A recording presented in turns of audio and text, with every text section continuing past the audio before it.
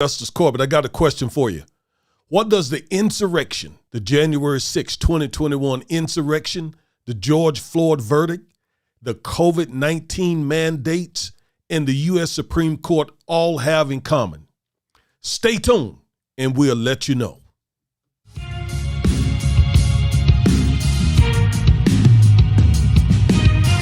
That Corbin and Corbett legal team fighting for the rights of the people. That father-daughter team investing in the youth when the system ain't treating them equal. Providing truth for our people, we able to reach them. So anytime you get accused for a crime and Lord knows you ain't do it, we here to get you through it. Exemplifying prudence and glorifying God, making sure you're compensated for other people's doings. Our vision is to be one of the best. We're small enough to focus on your matter throughout the neighborhoods of Dallas. Working constantly and making sure your rights are protected. A firm team of lawyers, aggressive, effective. A team that has your back in the courtroom. Two well-spoken black lawyers in the courtroom. Investing time and resources when it's evident that you were treated wrong. Now you walking out of Dallas courtroom with a settlement. Corbin and Corbett, the father-daughter legal tag team that has your back in the courtroom. Our purpose is simple.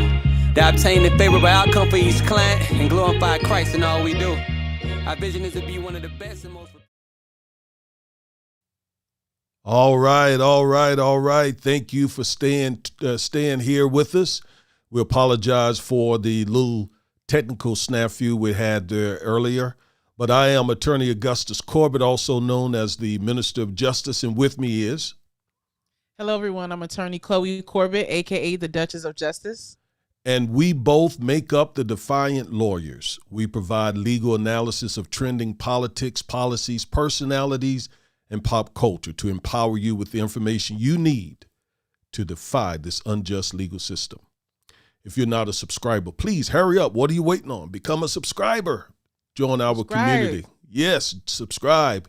And also hit the notification bell so that you'll get notified whenever we upload one of these invigorating, empowering videos. All right. So we got a power-packed show for you. And here's why. 2021, there was not a dull moment. I mean, from start to finish. It was, Chloe, so much went on in 2021.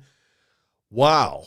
And first of all, let me just say that I am grateful to God that you, me, your brother, your mother, and people that we love, friends and family all around the country are still here. And so we just take this time to give God thanks that we are here present and doing well on January 1, 2022. We're so grateful. We trust that everybody's Christmas was wonderful. So we're ready to get into this. We got a lot of information. So why don't you kick us off? Man, 2021 was insane, just to say the least. And the fact that we made it through and are now in 2022, I am just so happy to have made it. I hope everyone listening to us right now and will listen in the future will have an amazing new year. We made it to January 1st, guys, and that is huge because there are hundreds of thousands, if not millions of people who have not made it to this point right now. Some famous people that we've lost within the past 24, 48 hours. We lost the illustrious Betty White, who I adored. She was an entertainer. She was 99 years old. A lot of people were hoping that she made it to 100. We lost NFL head coach, legend John Madden. We lost Harry Reid, Senator Harry Reid. We lost the accomplished Bishop Desmond Tutu, and so many more. And we know that so many of you have lost people in your personal lives as well. So I would just like to take time to recognize those people that we've lost, those who are known and unknown. Yes, I joined that very much so. In fact, for all of the precious people that we lost in 2021, including I had relatives that we lost, friends, like you said, folks, celebrities, and so on. And you mentioned Bishop Desmond Tutu. There are others, but, he really stands out with me because when you were born, the year that you were born, Chloe, your mom and I were watching Nelson Mandela as he walked out of prison. It was one of those moments that you always remember where you were and what you were doing. And before, what a lot of people don't realize about Archbishop Desmond Tutu, was that he led the movement while Mandela was in prison. Everybody associates, and rightfully so, the late President Nelson Mandela for leading the anti-apartment movement. But while he was locked down, Bishop Tutu was the inspiration. He was the face. He was the one taking on that system. So I especially acknowledge him. And yes, Betty White, was funny and just very amicable and just it was the life of the party. I certainly enjoyed her. I remember her growing up. She, one of the Golden Girls. I remember that show. I think that was in the 80s, perhaps. Yeah, we lost many others that I just can't remember right now. So let's take 10 seconds and remember those people.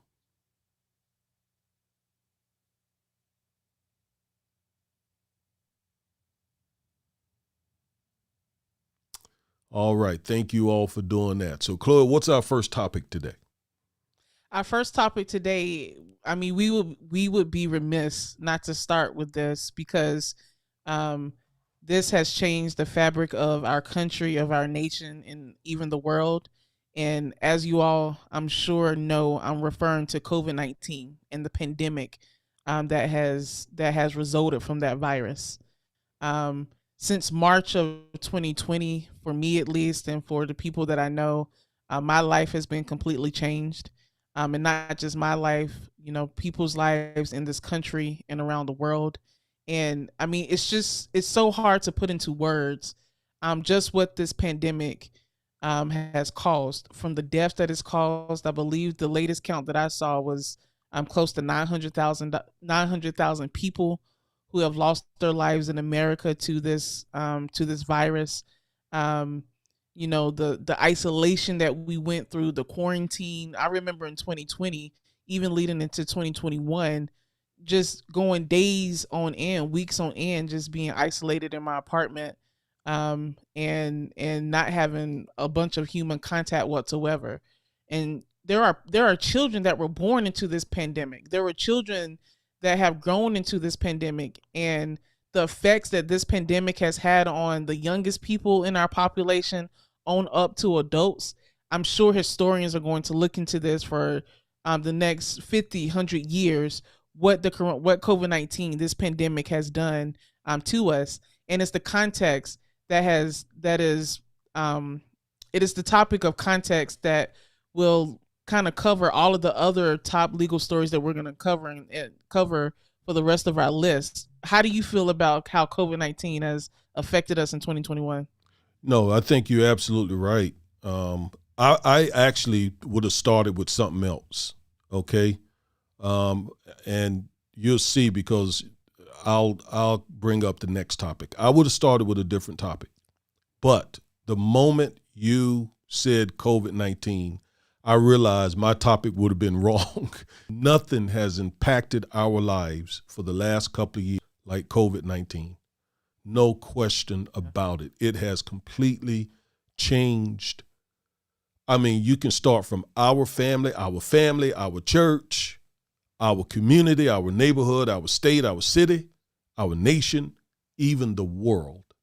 So yes, there is nothing that has been more impactful than COVID-19. And unfortunately, we're still dealing with it. We're in a much better place than we were, Chloe, right? With the vaccines and so forth. We're in a much better place than we were, but it is still having a great, great impact on the country. So I agree with you, starting with COVID-19. And not even just, the destruction that it's caused, but it's caused a lot of legal quagmires as well. Can the government mandate masks? Can the government mandate its citizens to wear masks? Can the government mandate its citizens or employees to take vaccines? Can a employer refuse to hire an employee or fire someone if they're not vaccinated? All of these legal questions are things that some things we have, some things the court system and there is precedent for, like vaccine mandates. The Supreme Court, 100 years ago has answered that question. But there are some things that are new. Chloe, your connection is pretty Yeah. bad.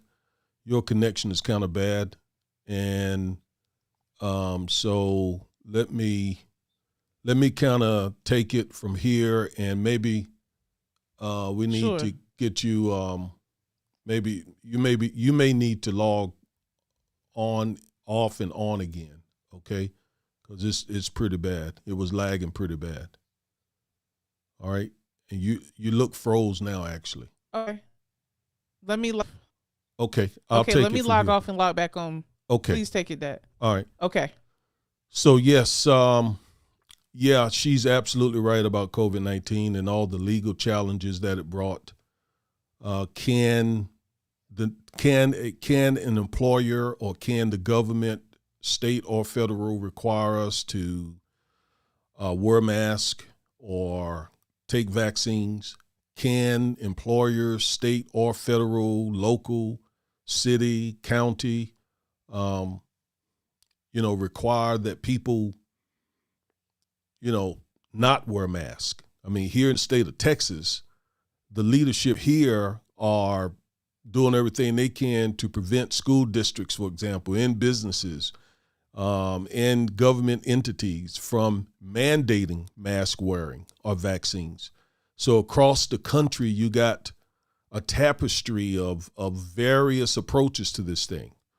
I am for Aaron, in the best interest of safety, and let me see if we got her back. Let me see here. Okay, I don't think she's got back with us so far, but I'm on the side of Aaron and on the side of safety. And besides, the government already has already mandated, for example, we have a driver's license before we drive cars, that we have insurance on our cars before we drive on the public highways, that we not drive while intoxicated. I mean, I could go on and on and on with various government mandates to protect public health.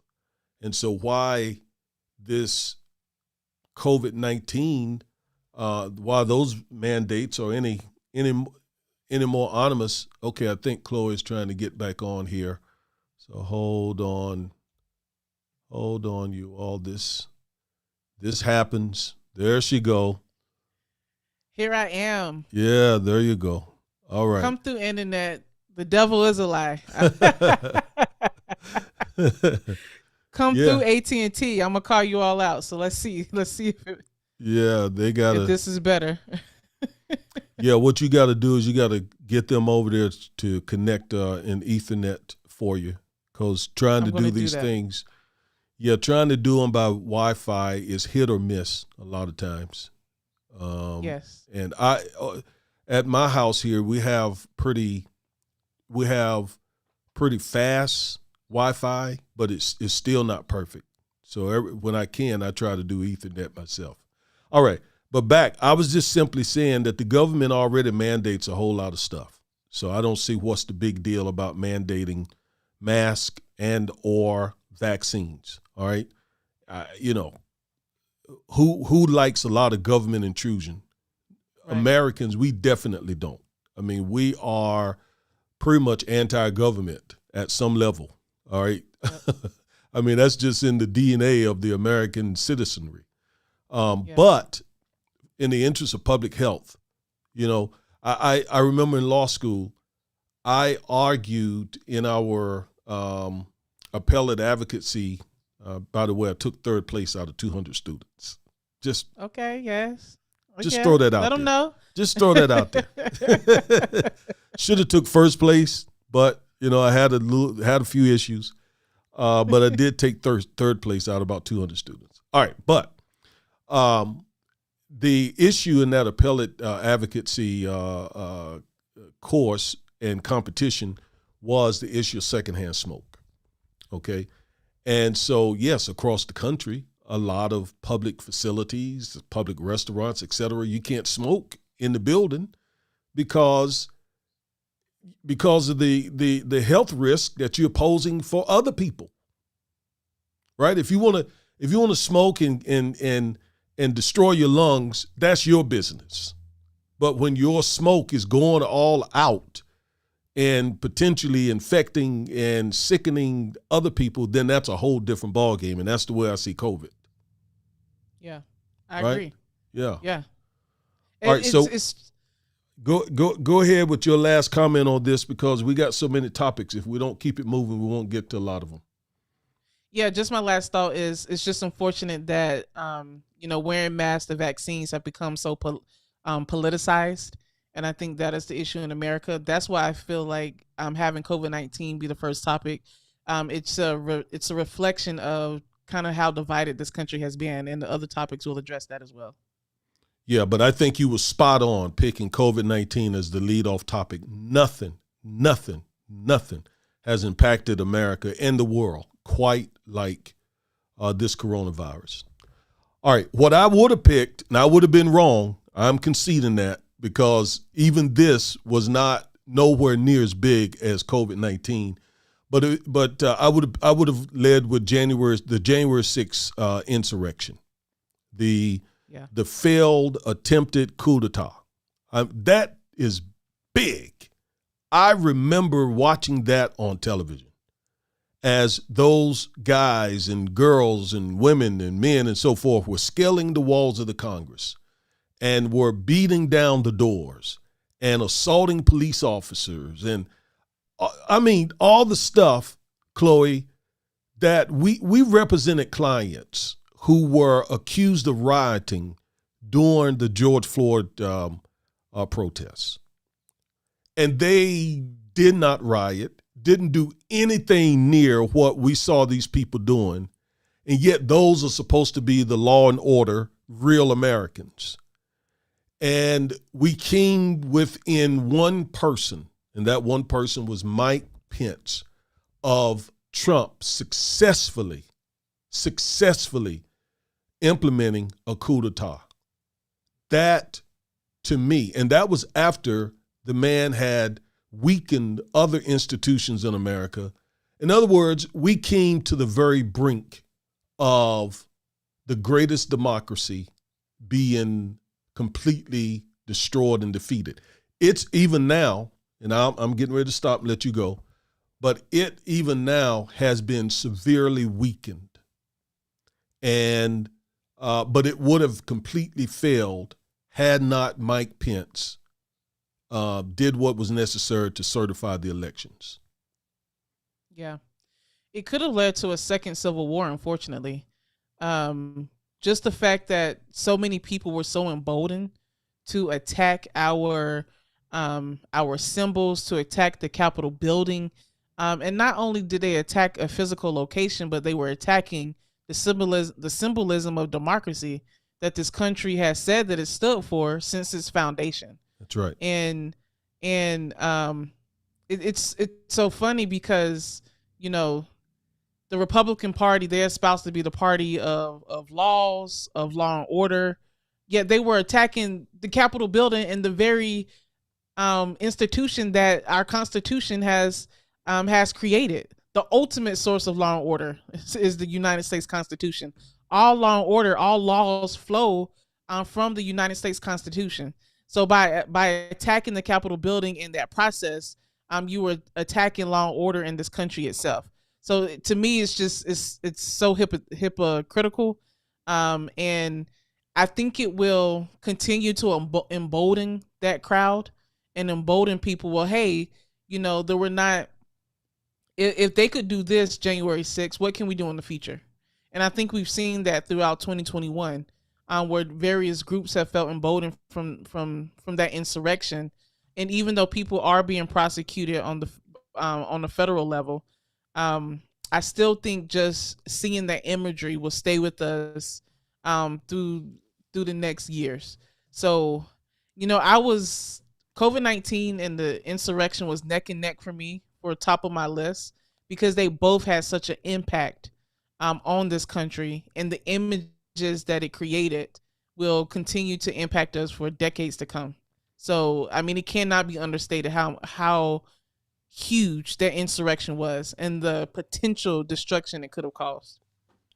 Yeah, but I think you were absolutely spot on to start with COVID-19 because, unfortunately, the insurrection saw the deaths of 5 people, whereas COVID-19, 900,000 almost here in this country and millions across the world. So you were spot on. Okay, now I've given us a certain amount of time to discuss all these issues. We got like 2 minutes or more to discuss the insurrection, or we can go on and maybe take some more. Let me just say this about the insurrection before we leave it. There are many people, including many Republicans, who believe that there will be another attempt, and this time it could be successful. I read an op-ed by 3 retired generals. At least one of them are GOP retired generals, who said that Trump has even generals and a lot of enlisted people and other people in the military who are loyal to him. And they are really, really, really, really, really concerned that if another attempt is launched at an insurrection, the military would be involved, and this time it would succeed. And these are not extremists. These are, again, retired generals who wrote an op-ed in the Washington Post. I read it a week or so ago. So we're not done with this whole thing, unfortunately. Not at all. And, I think the next topic that I have kind of brings COVID-19 and the insurrection together, and that is the Biden presidency. Okay. Obviously Biden came in having to deal with the COVID-19 pandemic, with the skeptical population, with conflicting messages from the CDC about what to do, wear masks, don't wear masks, socially distance. Now we have new guidelines where the quarantine period is from 10 days to 5 days. So he dealt with that in early 2021. He obviously dealt with that with the insurrection when he was sworn in, and his poll ratings are not great. And I feel like he was supposed to be the change agent. He was supposed to be the president who was not Trump. He was supposed to be the president who will turn this country around after the Trump presidency. I don't think he's met it. I've been a little bit disappointed with his performance. I've been disappointed with Vice President Kamala Harris and her disappearance. She has just, to me, has not done enough to be out in the forefront, speaking up for these various issues that we're going to be bringing up later. The top legal news of 2021. So the Biden presidency, he came in with all of this chaos, and I don't think his administration has handled the chaos as well as it could have been. Well, I'm critical as well of the Biden presidency. I supported the Biden presidency for probably 3 reasons. One, the voter suppression, the John Lewis voter suppression bill, the For the People voter suppression bill or anti-voter suppression bill, for the George Floyd Justice and Policing bill, the passage of all of these, and because another Trump administration could have been disastrous, as we just talked about. Okay? So I rolled with Biden. I have been very disappointed because I've wanted to see him do more, again, with voter suppression, against voter suppression, and police reform. And he did not prioritize those two things. He prioritized the Build Back Better thing he has and the infrastructure bill, which they were able to get done. I think in the first 100 days, he should have spent his capital, his political capital, on voter rights and police reform. I believe that strongly.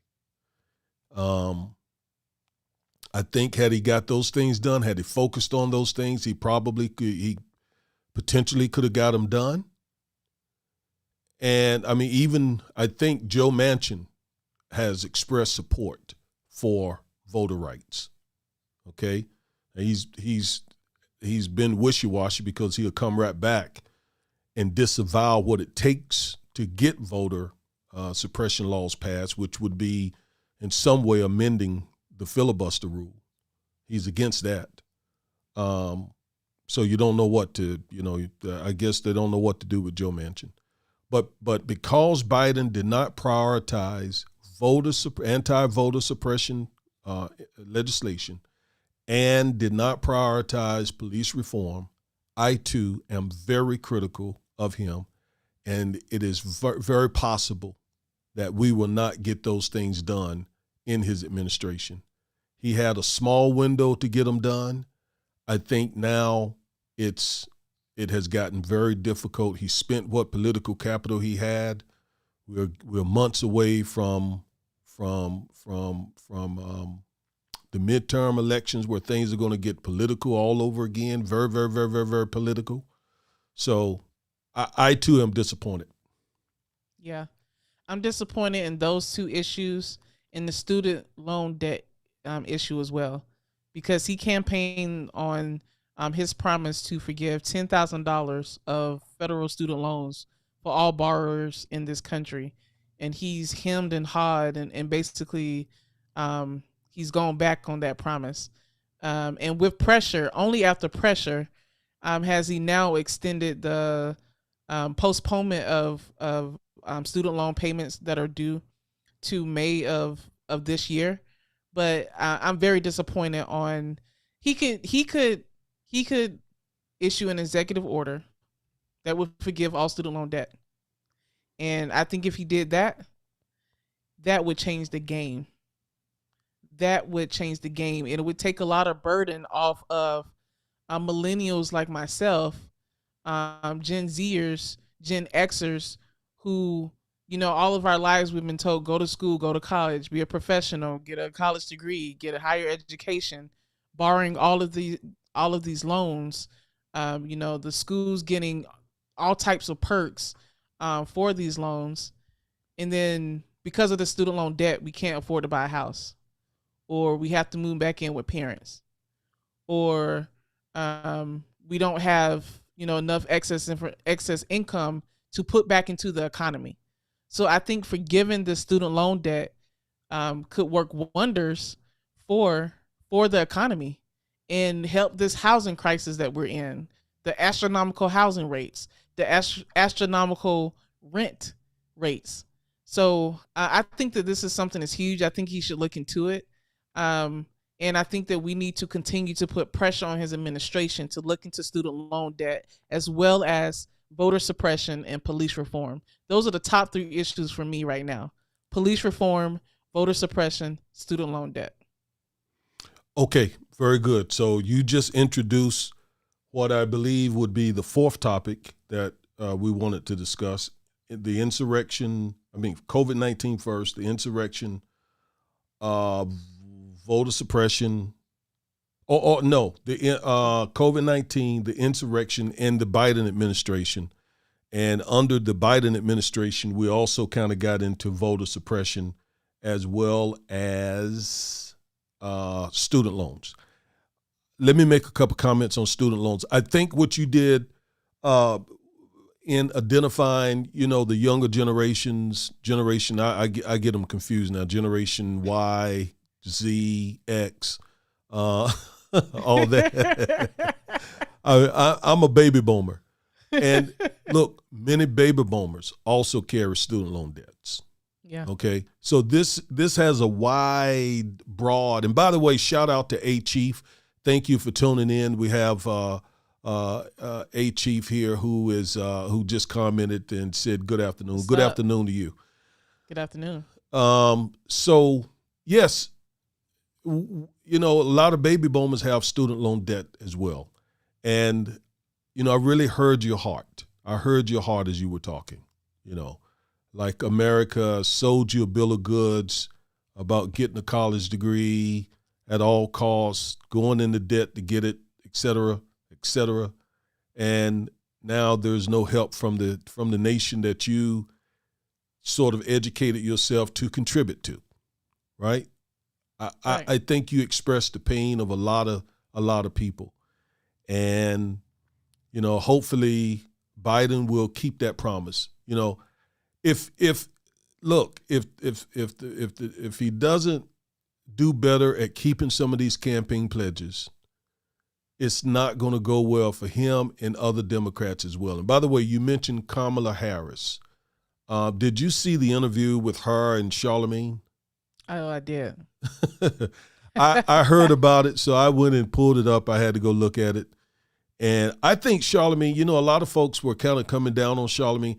I think he showed her a lot of deference, a lot of respect. But he was expressing the frustration of a lot of people, where basically is Biden going to lead the nation or is Joe Manchin going to lead by default? I think it was a legitimate question. The way he asked that final question that really got under her skin might have been, should have been rephrased or asked in a different way. Who's the real president? But, I guess. I think he asked it perfectly, Dad. Okay. I think he asked it perfectly. We all know who the real president is. We know the real president is Joe Biden. But he was asking rhetorically, who has the power? Is it Joe Biden? Like, what are you all doing? Is it Joe Manchin? What are you all doing behind the scenes to make sure that that Biden's agenda gets passed? And I think if, she went she went off on Charlemagne a little bit, as much as she could.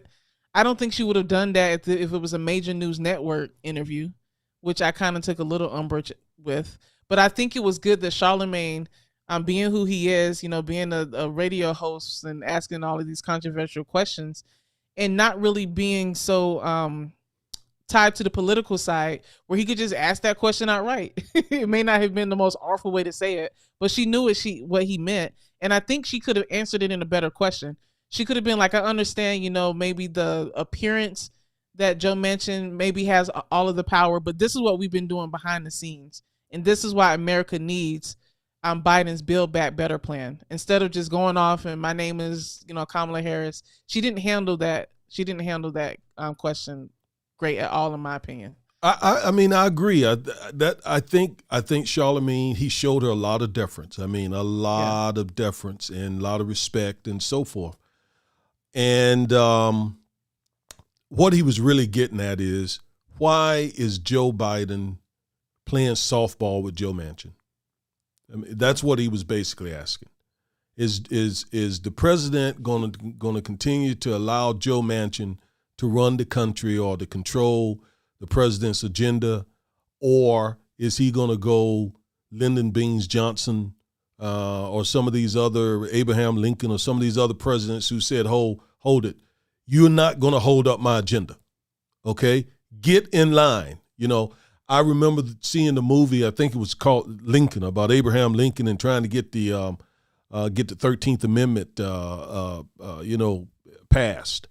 And there was one part in the movie where he slammed his hand on the table and said, you will get me those votes because I am the president of the United States of America and I am embedded or endued or something with immense power. You will get me those votes.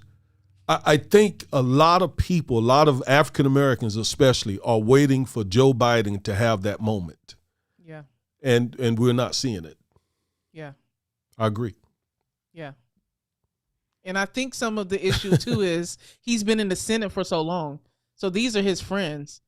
And I don't know if he's willing to go that route and be that I need these votes. y'all need to get in line. I am the leader of this party. I mean, that is one thing that Republicans do so well. You have to admire them for it. They will get in line behind their leadership. Mitch McConnell, he will whip his Republicans up. Trump would do the same thing, and they will have one unified message and get in line. And I think that, I wonder whether or not Joe Biden's willing to do that. We'll see. All right, good discussion. The next discussion, the big lie. The big lie. Wow. The GOP has gotten a lot of mileage out of that big, huge, gigantus lie that Biden stole the election. The U.S. Supreme Court, federal appellate courts, many federal district courts, many Republicans, judges and courts, Republican legislatures, Republican state officials have all said that Joe Biden was legitimately elected president of the United States of America. Yet Trump and his followers continue to tell that big lie. And they're using that lie to further weaken our country. Yeah. They're using that lie to fight the January 6th Commission. They're using that lie to get all kinds of crazy voter suppression laws passed. That lie, the big lie, is the gift that continues to give the GOP. And it kind of goes back to what we were just saying about Biden pretty much sort of standing by and allowing this to happen. Okay? And Kamala, if you want to include her. And I'm very respectful of the sister. Now, I'm going to tell you, I'm very respectful of the sister, first female black president. I have seen many presidents. Black president, you did what Biden did. I'm sorry, vice president, yes. Vice president, yes. Yeah. The very first black and female vice president, okay? Maybe you can become the second one, Chloe. What about that? I want to be the first black female president. We'll see. All right. But you know, I've seen other vice presidents sort of had to get their feet under them while in office. And you see it's not the most endearing job. You know, the president gets all the attention and you're kind of, you know, the second man or woman. And, you know, so it takes time to learn the job and get your feet up under you. I get that. And so I'm not too harsh on the vice president. I look to Joe Biden. I expect him to do more to keep his pledges. We got him elected. We, by that I mean African Americans, saved his candidacy and made it possible for him to become president of the United States of America. We all remember the South Carolina primaries where had he not won there, it would have been over for him. And I also know, by the way, you would have been okay with that because you were riding with God, what's his name? You were riding with the older guy from Vermont. Bernie. Yeah, I was a Bernie voter. Yeah. So I just outed you, but it's okay. Biden was not my top choice. I know a lot of you young people were riding with Bernie. What do you felt? You feel the burn. You know? I wasn't that for Bernie. I just felt like it was such a unique vote. I knew he was never going to win here in Texas, but I still wanted to cast my vote for someone who has shown so much passion for what he believes in for 50 years. And I just did not feel that Biden was going to do enough to rectify all of the issues that the Trump presidency caused. And not even just Trump, just issues that we've had for decades now. So, yeah. Okay. Well, one last thing on the big lie, and we'll move to the next topic.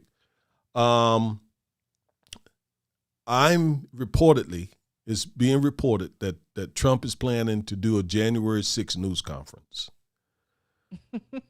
All I can say is the gall the gall, the nerve of this guy, the narcissism. And look, we don't want to politicize this conversation. That's not what I'm just being honest and raw, okay, about what I think about what happened in 2021 and what continues to happen. A news conference to memorialize, to commemorate your failed coup, that's crazy to me. Me too. Okay. All right. I hadn't heard about that. So this is news to me. And it's appalling. And it goes to what we were saying earlier, that they feel emboldened. They feel like they are taking their country back. They feel like it is their responsibility to do this, to have this insurrection, so that to maybe have another insurrection so that we can take our country back. So I think it just goes to the fact that there's kind of two competing realities that are coming in America, and the split is continuing to grow, and the divide is continuing to grow as well. But as we move into our next topic, that we did get some justice in 2021, and that is the killer, the murderer of George Floyd. Big case. We got justice on the George Floyd murder. And yes, can we get that little clap? I don't know. Yes. Kind of putting you on the spot. Yeah, that deserves some applause. Yeah, you're absolutely right.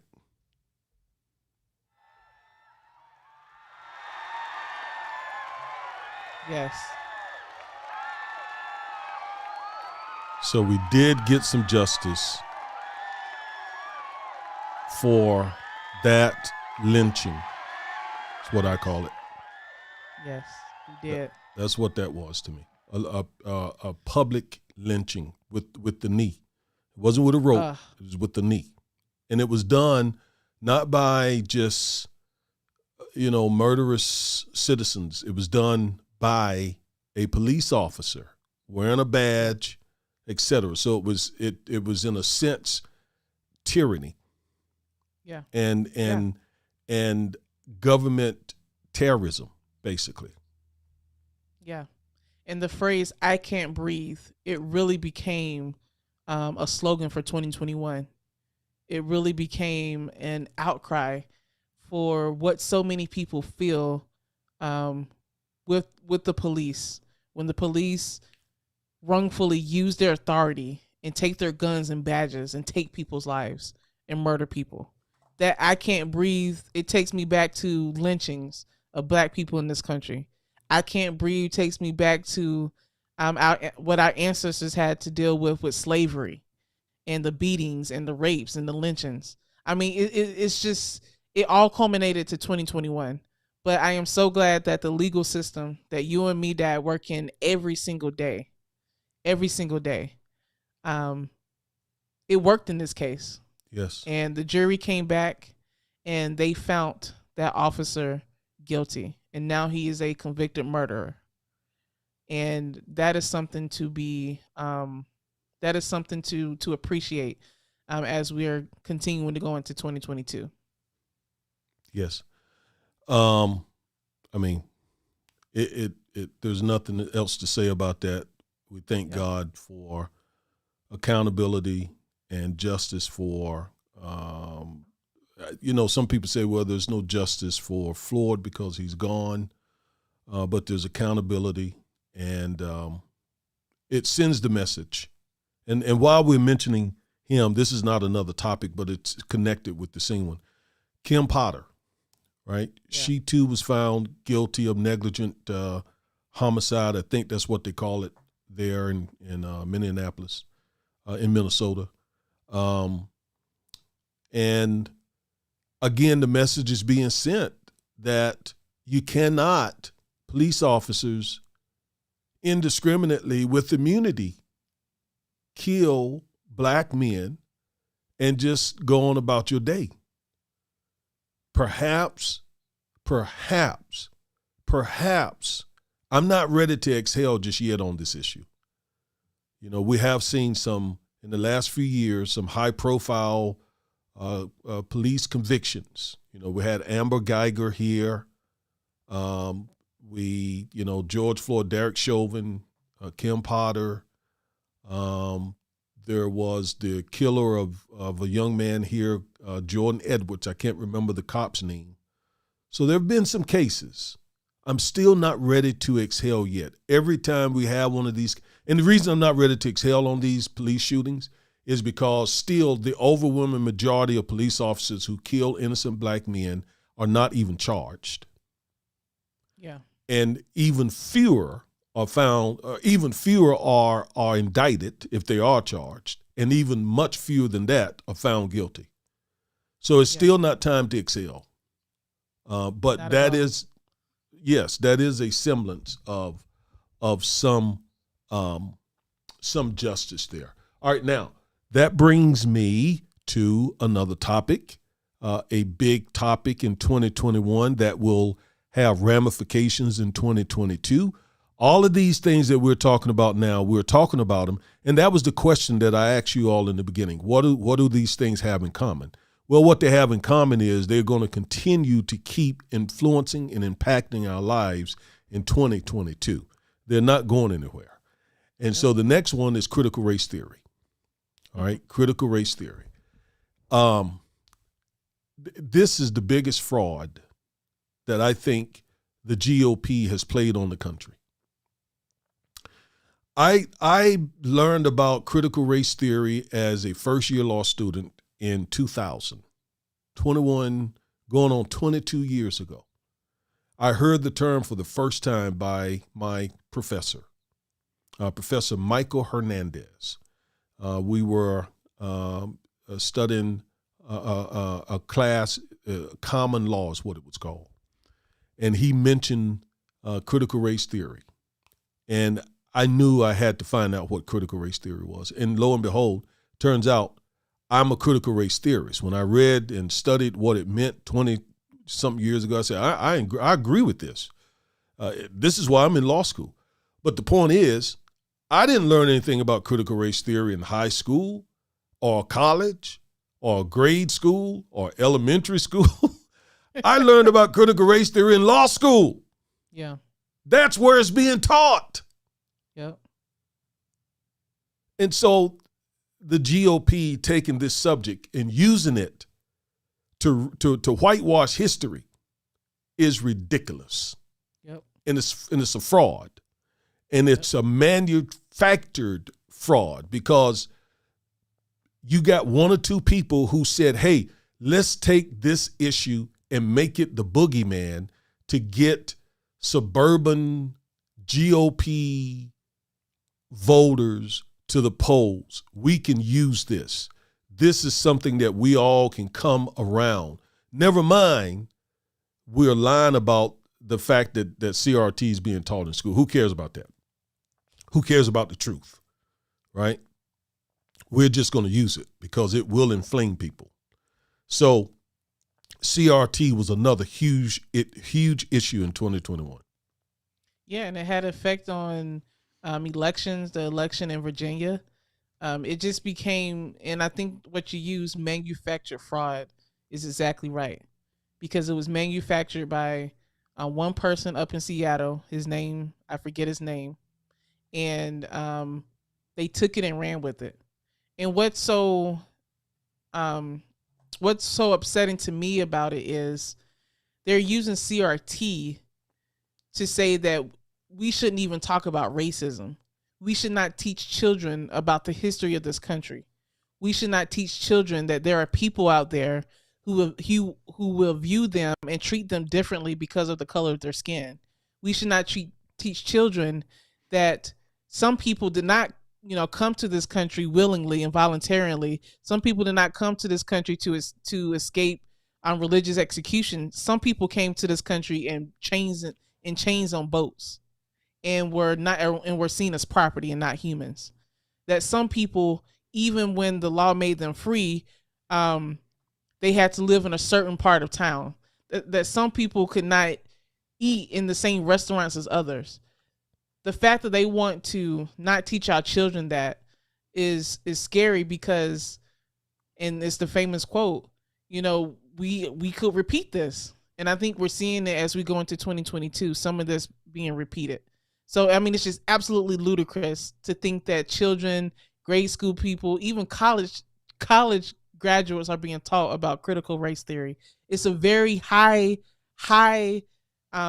intelligent, very kind of academic type legal framework that is not being taught to elementary school teachers. I bet if you asked 100 people, maybe one person would be able to accurately define what critical race theory is.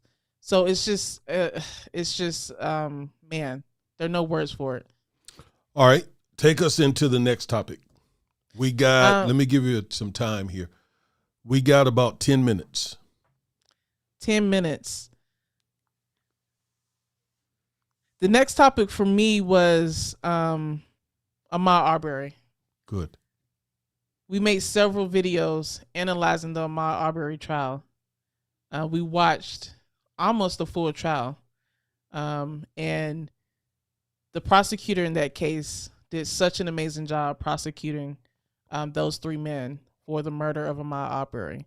So I really have to give it up to her. Her name slips me. Do you remember her name? I don't.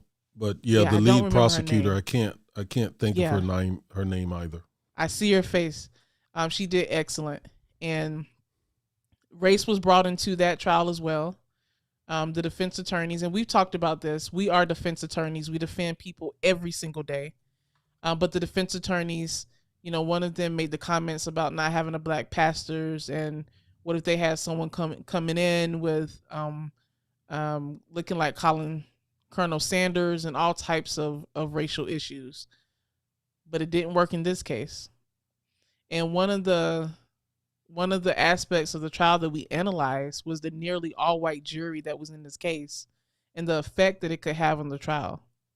Because there have been a history, as it was shown in this case, of potential black jurors, black and brown jurors being struck from sitting on a jury. And that happened in this case. And the judge in that case even said it appears to be there's some discrimination that is going on. That's my paraphrase. But even with all of that, the facts in the video was just simply clear. This was a murder. They were not in fear of their lives. They were not acting in self-defense. And Ahmaud Arbery's life was taken unjustly. And now they have to deal with the consequences.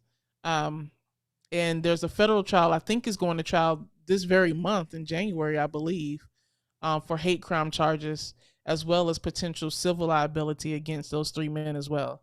But I believe that justice was served in that case. I do too. And by the way, the lead attorney, prosecutor in that case, her name is Linda Donankowski. Yes. Linda Donankowski. She had two other attorneys who were second and third chair. They all did a marvelous job, but she just really took the bulls by the horn and made it virtually impossible, even for an 11-1 jury, to not find those men guilty as charged. So thank you for laying that out. That was a big moment.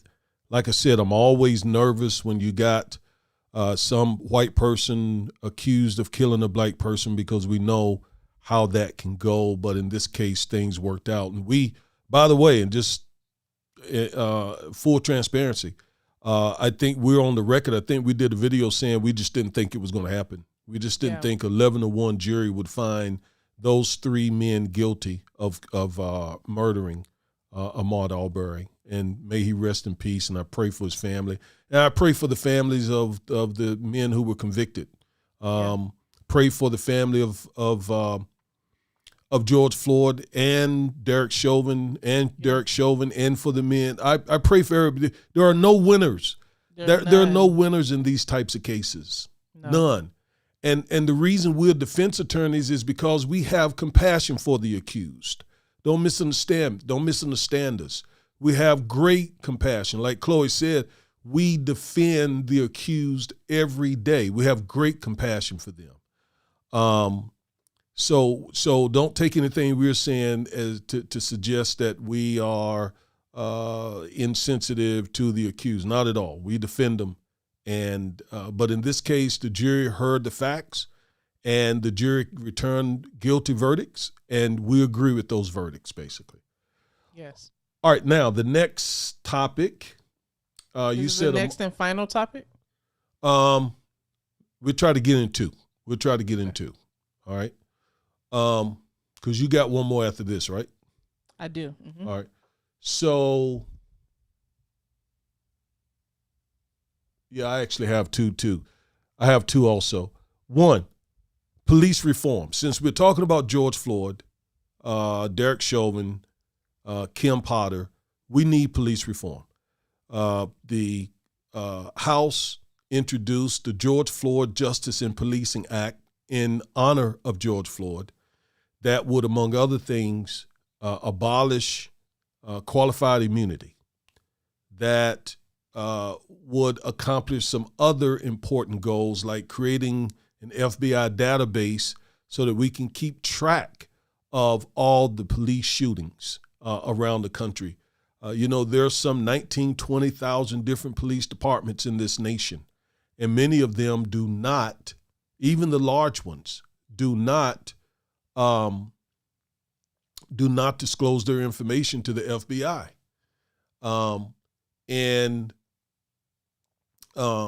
There is a voluntary FBI database now, but a lot of even Dallas are not really contributing.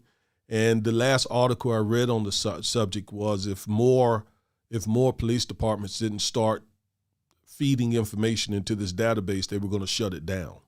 So we need the police reform legislation passed, but there again, the GOP is holding it up.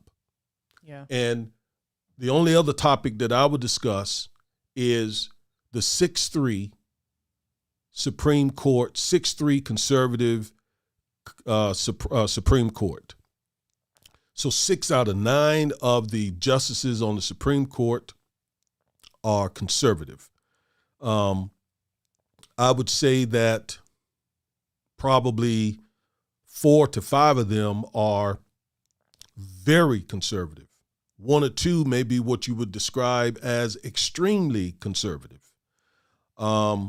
And be it far from either one of us as attorneys to disparage the bench. That's not what we're doing. We're just making the observation that we have a court that is tilted very, very strongly toward the GOP agenda. Okay? Now, how that's going to impact our lives going forward for the next, not only in 2022, but for the next decade. Maybe we should have talked about this, maybe the second or third subject, because this really has the potential to impact our lives in major, major, major ways. Yeah, I agree. Because the decisions that the Supreme Court makes, it becomes law. It becomes precedent. And it is the superseding law in this country. And there are so many disputes that involve politics as well.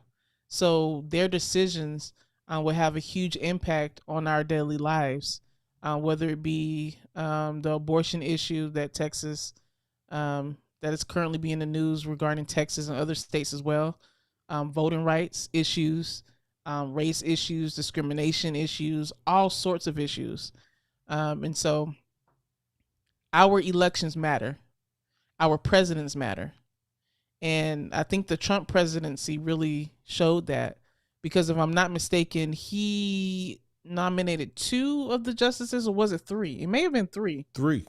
Gorsuch, Amy Coney Barrett, and who was the other one? And Kavanaugh. And Kavanaugh. 3 justices he appointed to the Supreme Court. 3.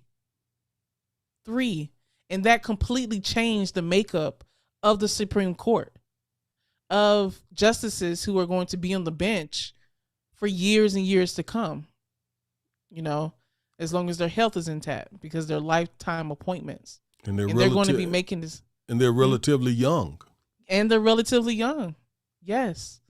Gorsuch, Amy Coney Barrett, and Kavanaugh, they're all very fairly young. Yeah, in terms of justices. Probably late 40s, maybe early 50s.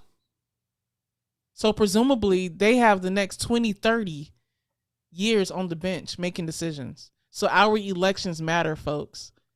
Who we have in office matters. Our legislators matters. The people who are writing these laws, your local politicians matter.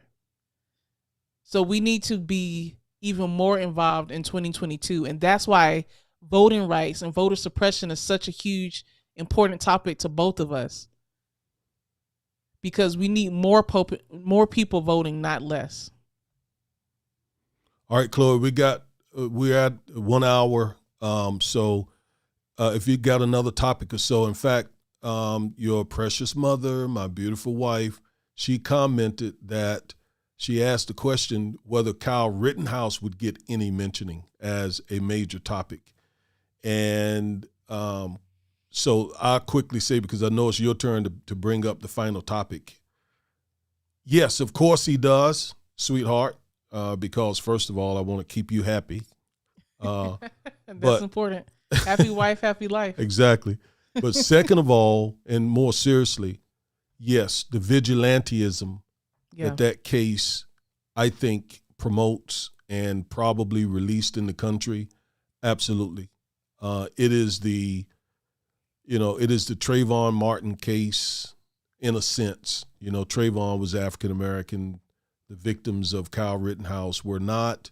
But in many ways, there are some similarities in the sense that you had two vigilantes who should have allowed the police to do their jobs. Instead, they're out there trying to be, police junior, and ended up killing three people in their cases. I think Kyle Rittenhouse should definitely get a mention, because once again, the vigilantism, the encouragement of these militia dudes showing up at these protests. And by the way, many of these states are passing anti-protest laws as well to silence black people, silence us at the voting box through voter suppression laws, and silence us in the streets with anti-protest laws. And here's why. Let me tell you why, Chloe, before I turn it over to you. The reason they want to silence protesters is because it's working. Yeah. It's working. And the reason why they want to suppress the vote is because the black vote is because it works as well. Both works. The protest works. The voting works. The protests are the reasons why we are seeing convictions of police officers. Yep. Okay? That the Black Lives Matter movement has been successful at bringing very, very needed, necessary attention to the issue of police shooting black men. So shout out to the Black Lives Matter movement. Of course, I don't agree with some of the stuff that the organization itself endorses. I do not. But the general work that it has done in bringing attention to the issue of police brutality, excessive force against African-American men especially, and women. Let me not leave out the women, Breonna Taylor and other women, Tatiana Jefferson here in Fort Worth. But BLM has done good work. Yes. And the BLM movement is different from the organization. The movement has had boots on the ground fighting for these issues. The organization, I don't agree with, just like you said, a lot of what the organization has done, some of the leadership, but don't conflate it and don't fall into the lie of conflating the movement with the organization. That's a whole nother topic we can get into. But the last honorable mention that I want to bring up is Afghanistan/immigration. Afghanistan was a huge topic in 2021. Our military service men and women lost lives when Biden pulled the troops out of Afghanistan. I think it's going to continue to have a ripple effect in 2022 and beyond 2022. So we need to keep our eyes on the Middle East. There's a lot going on in that region, as a lot of people know, that has been going on for decades. And I think it will have a huge impact in 2022 in the midterm elections and whoever the next president is, as well as immigration.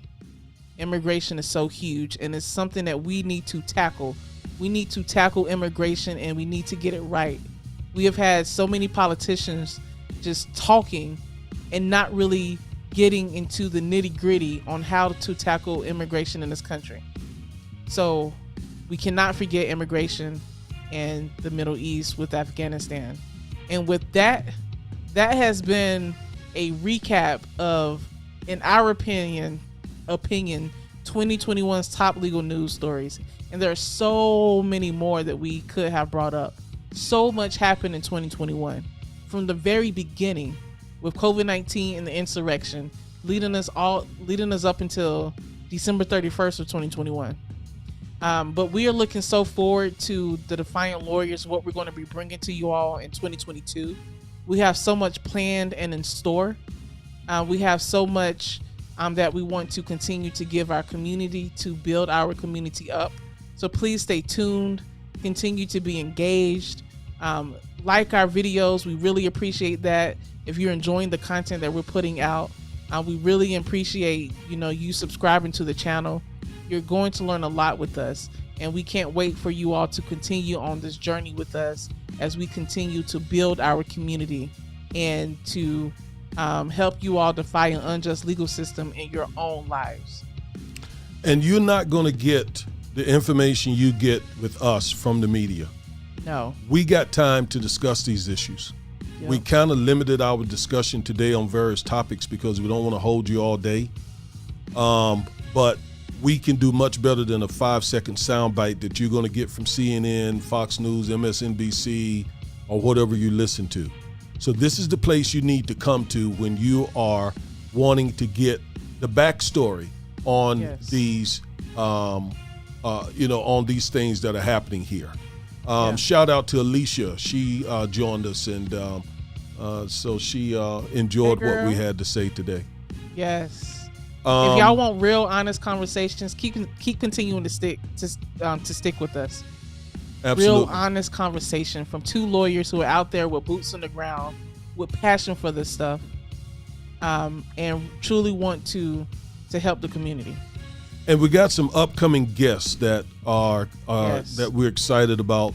Three I'll mention very quickly. We got a brother Gary Avery, who is who's president over a youth organization that works with a lot of delinquent juveniles.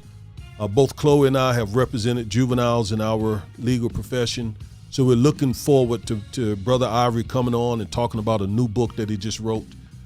We got Vonda Bailey Shaw coming on, who is a judicial candidate here in the Dallas-Fort Worth area.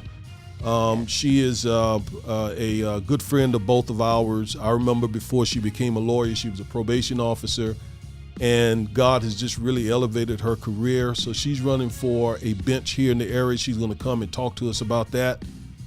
And I hope that we can get Jasmine Crockett. We're calling it into existence.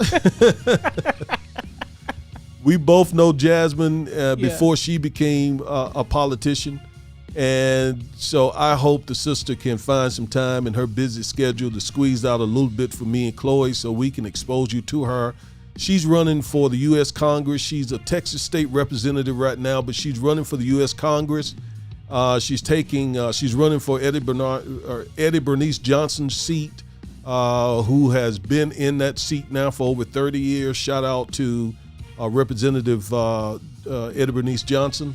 So Jasmine, if you hear this, we want you up here. We want you up here. Please come talk to our audience. Yes. All right, Chloe, is there anything else? Otherwise, we're getting ready to shut this down. That's it. Happy New Year, guys. Thank you for sticking with us with our technical difficulties. This is real and live. You're going to get it just how you get it, but you're going to get some excellent information as well. So I wish blessings on all of you all in 2022.